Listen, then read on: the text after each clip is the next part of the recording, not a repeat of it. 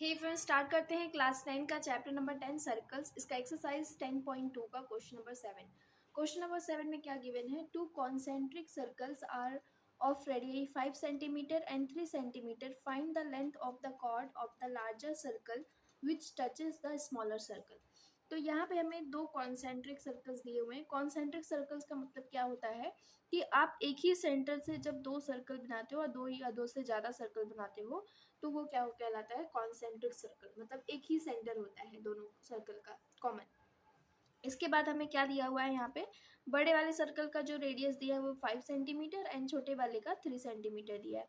क्या फाइंड करना है? Find the length of the chord of the larger circle which touches the smaller circle. तो हमें A B के लिए, ए बी जो यहाँ पे ए बी मैंने बनाया हुआ है ये बड़े वाले सर्कल के लिए कॉर्ड है, और वो जो छोटे वाले ये ए बी कॉर्ड ये छोटे वाले सर्कल को टच करते हुए जा रहा है। तो हमें यहाँ पे ए बी की वैल्यू निकालनी है, लेंथ निकालनी है।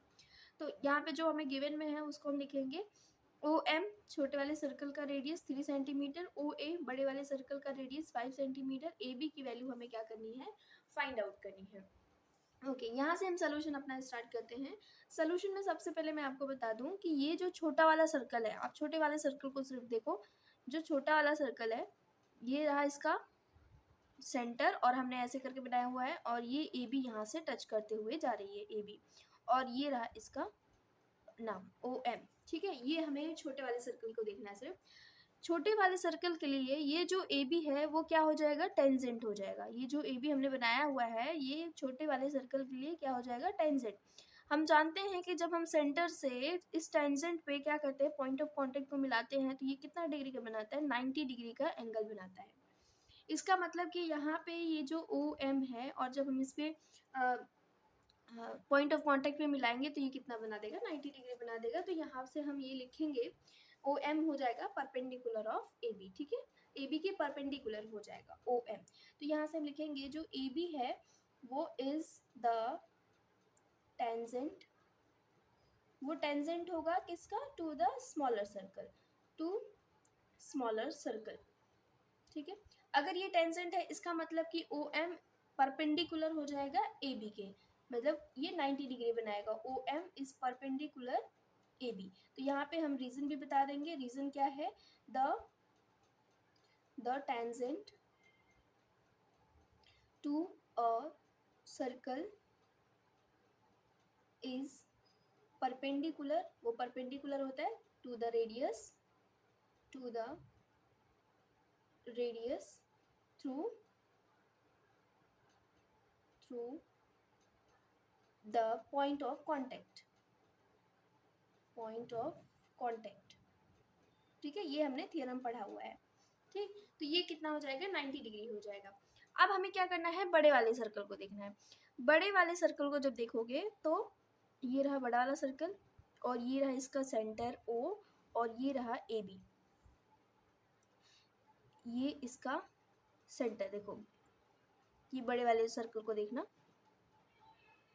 ये पूरा बड़े वाले सर्कल को देखना, छोटे वाले सर्कल को इग्नोर कर देना।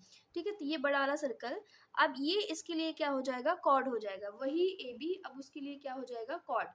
ठीक है, जहाँ पे ये छोटे वाले सर्कल के लिए यही ए बी क्या था? टेंजेंट। अब ये ए बी जो हो जाएगा बड़े वाले सर्कल के लिए क्या हो जाएगा? कॉर्ड।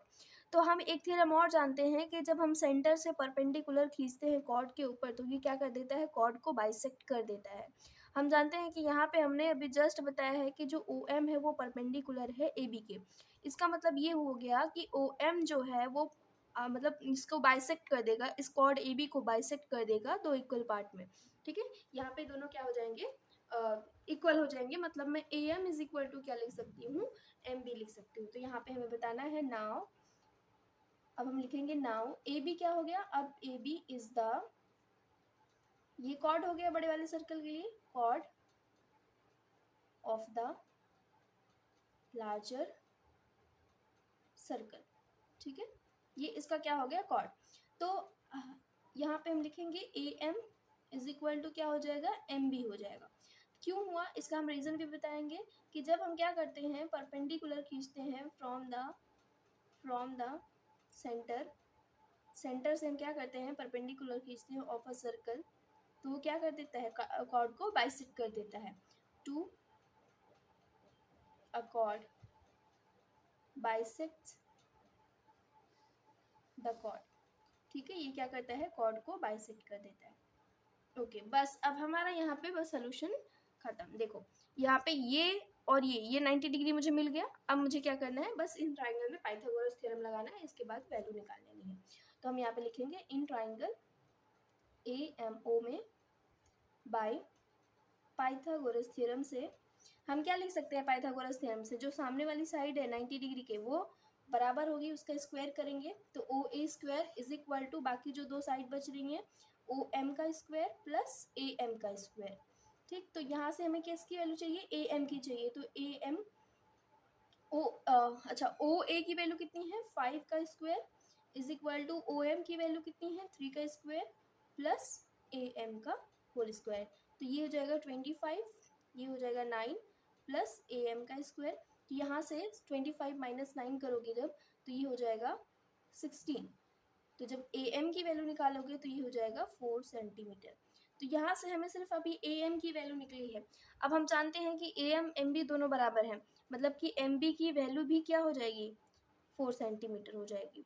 ठीक है, तो यहाँ पे हम इसका रीज़न भी बता देंगे क्योंकि जो AM है वो बराबर है MB के। अब अगर हम इन दोनों को जोड़ दें AM प्लस MB तो यहाँ से हमें किसकी वैल्यू निकल जाएगी, AB की वैल्यू निकल जाएगी। तो यहाँ पे हम लिखेंगे therefore AB is equal to AM plus MB। तो ये कितना है, ये भी 4 है, ये भी 4 है, तो यहाँ से कितना आ जाएगा 4 4 8 सेंटीमीटर, मतलब कि AB की वैल्यू कितनी आ गई 8। AB की वैल्यू हमें 8 सेंटीमीटर देखने को मिल गई। यही हमारा क्या है आंसर है।